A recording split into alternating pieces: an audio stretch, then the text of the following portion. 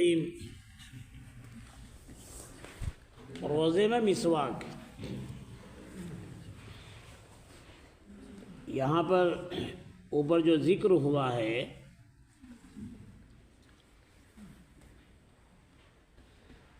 کہ مقصود روزے دار کا کمال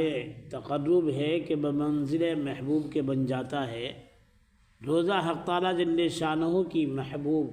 ترین عبادتوں میں سے ہے، اسی وجہ سے ارشاد ہے کہ ہر نیک عمل کا بدلہ ملائکہ دیتے ہیں، مگر روزے کا بدلہ خود اللہ تبارک و تعالیٰ عطا کرتا ہے۔ نماز ہم پڑھتے ہیں، یہ تراویح پڑھتے ہیں، قرآن پاک پڑھتے ہیں،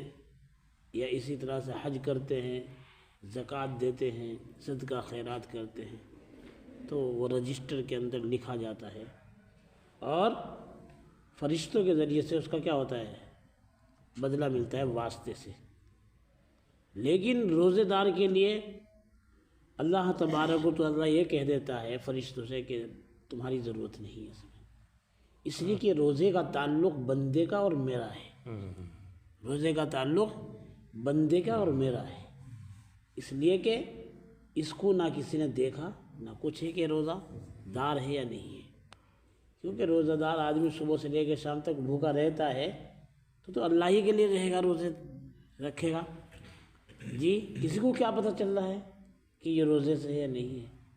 اب کوئی ڈھونگ بھر لے، پتہ چل رہا ہے کہ یہ روزے سے نہیں ہے وہ، لیکن وہ اچھی طرح سے کھا بھی رہا ہے، پی بھی رہا ہے، روزے کو وہ کر رہا ہے، تو ہے نا، تو اللہ تبارک و تعالیٰ یہ کہہ رہا ہے کہ روزے کا تعلق اس کا میرا ہے اور اس کا بدلہ میں خود دوں گا، اس لیے کہ وہ خالص میرے لیے ہے۔ بعض مشائخ سے منقول ہے کہ یہ لفظ اجزا بھی، یعنی یہ کہ اس کا بدلہ میں خود اپنے کو دیتا ہوں، اور محبوب کے ملنے سے زیادہ اونچا بدلہ اور کیا ہو سکتا ہے جی۔ ایک تو آدمی کا جو ہے نا فون کے اوپر کانٹیکٹ کر رہا ہے جی، فون کے اوپر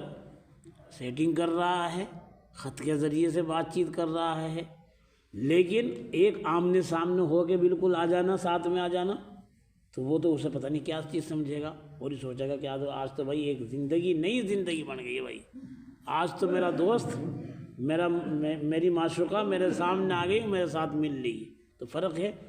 اور اسی طرح سے اللہ تبارک و تعالیٰ بالکل آمنے سامنے ہوگا بندے، قیامت کے دن آمنے سامنے ہوگا، اور یہ بدلہ بالکل اللہ تبارک و تعالیٰ دے گا، اور یہ پروانہ دے گا نا کہ لے بندے، یہ روزہ تو نے میرے لیے رکھا ہے اور اس کا بدلہ میں تجھے دیتا ہوں، اور عید گاہ میں جانے سے پہلے عید کی نماز سے پہلے اس کو جنت کا سرٹیفکیٹ مل جاتا ہے، بشرط کہ روزے دار ہو، خالی انہی کے لیے جو روزہ رکھ رہے ہیں۔ ساری عبادتوں کا ایک حدیث میں ارشاد ہے کہ ساری عبادتوں کا دروازہ روزہ ہے، یعنی روزے کی وجہ سے قلب منور ہو جاتا ہے، جس کی وجہ سے ہر عبادت کی رغبت پیدا ہوتی ہے۔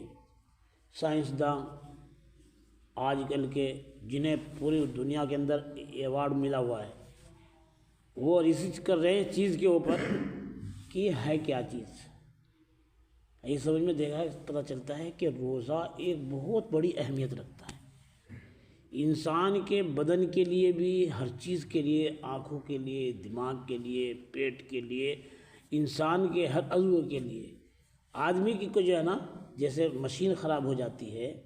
گاڑی خراب ہو جاتی ہے، تو اس کی جو وہ ہوتی ہے سروس ہوتی ہے، تو اس کا پیٹرول بھی بدلا جاتا ہے، اس کو جو ہے نا پیٹرول ڈال کے اس کی جو ہے نا بہت سی چیز دھوئی بھی جاتی ہے، صاف کری جاتی ہے، غراری صاف کی جاتی ہے، یہ صاف کی جاتی ہے۔ تو اسی طرح سے صبح سے لے کے آدمی جو شام تک بھوکا رہتا ہے، تو اس بھوک کے اس میں سے تو جو ہے نا اندر کے جو گندا مواد ہے، فاسد گندا جو چیز ہے، وہ سب خشک ہو جاتی ہے، دھوپ ہو جاتی ہے، پھر اس کے بعد میں جو شام کو کھاتا ہے تو وہ تر و تازہ انسان ہوتا ہے۔ یہ سمجھ میں بہت سے فوائد ہیں اس کے اندر،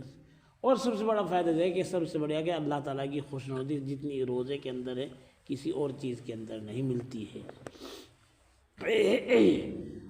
اور بہت سے نے تو اس چیز کے اوپر جو دیکھا قرآن پاک کی اس آیت کو بھی دیکھا اور اسے بھی، لیکن ہمارے لیے ان کے لیے تو کیا اس واسطے فرض کیا گیا ہے کہ بندے کے لیے اس کے اندر بچاؤ ہے، طاقت ہے، سب کچھ ہے، اس واسطے روزہ فرض کیا گیا ہے، اس واسطے اللہ تبارک و تعالیٰ ایمان والے کے لیے روزہ رکھا۔ لیکن ہم تو یوں کہیں گے کہ روزہ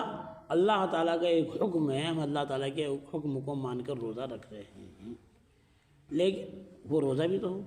اب کوئی شہری کے اندر اتنا کھا لے کہ 10-11 بجے تک اس کی ڈکار ہی ختم نہیں ہو رہی صاحب جی، تو پھر کیا یعنی کھانا بھی مختصر ہو، زیادہ حد سے زیادہ نہ کھایا جائے، زیادہ ایسی ویسی چیز نہ کھائی جائے، اور شام کو افطار کرے تو اس کے اندر بھی ایسا ہی مختصر سا ہو، حد سے زیادہ نہ ہو، تو اس سے اور بھی زیادہ فائدہ ہے صحت کے لیے۔ مگر جب ہی ہے کہ روزہ بھی روزہ ہو، صرف بھوکا رہنا مراد نہیں، بلکہ آداب کی رعایت رکھ کر جن کا بیان حدیث کے ذیل میں مفصل آئے گا کہ روزہ کیا مطلب ہے، جب ہوگا تو اس کے بعد میں سن لیں گے، لیکن اصل چیز کیا ہے، روزہ بھی اصل روزہ ہو۔ کیسا ہو روزہ؟ آدمی جھوٹ سے بھی بچے، غیبت سے بھی بچے، جھگڑے فساد سے بھی بچے، بھونڈن نہ مچاوے، شور و شغب نہ کرے، مسجد کا ادب احترام کرے، قرآن پاک کا ادب احترام کرے، نمازوں کو سکون کے ساتھ پڑھے، گھروں کے اندر اچھی عادت اخلاق کے ساتھ پیش آئے، اپنے بزرگوں سے، اپنے ماں باپ کے ساتھ اچھا تعلق، گہرا تعلق رکھے، پیار محبت کا، یہ ہے اسے کہتے ہیں کہ روزہ اصل روزہ ہو۔ اس جگہ ایک ضروری مسئلہ قابل تنبیہ ہے کہ روزہ اس کے منہ کی بدبو والی حدیثوں کی بنا پر بعض ائمہ روزے دار کو شام کے وقت مسواک کرنے کو منع فرماتے ہیں۔ حنفیہ کے نزدیک مسواک ہر وقت مستحب ہے، اس لیے کہ مسواک سے دانتوں کی بو زائل ہوتی ہے، جو دانتوں کے اندر ہوتے ہیں نا، اس کی بدبو کو ختم کرنا ہوتا ہے، اور حدیث میں جس بو کا ذکر ہے، جس بدبو کا ذکر ہے، وہ معدے کے خالی ہونے کی وجہ سے، نہ کہ دانتوں کی بدبو کی وجہ سے ہے۔ معدہ جب خالی ہوتا ہے انسان، تو انسان کے معدے کے اندر سے ایک بدبو سی پیدا ہوتی ہے، اس کو کہا گیا۔ حنفیہ کے دلائل ان موقع پر کتب فقہ اور حدیث میں موجود ہیں، اور اسی کے اوپر فتویٰ ہے کہ اس میں جو رکھا گیا ہے، اصل دانتوں کی صفائی الگ چیز ہے، اور جو بدبو اللہ کو پسند ہے وہ معدے کے خالی ہونے کی وجہ سے جو اندر سے جو بدبو آتی ہے، اس کو اللہ تبارک و تعالیٰ کہ وہ اللہ کو زیادہ پسند ہے، مشک سے بھی زیادہ پسند وہ ہے۔ اللہ تعالیٰ علیہ کی توفیق۔ سبحان اللہ و بحمدہ، سبحانک اللہم و بحمدک، ونشہد ان لا الہ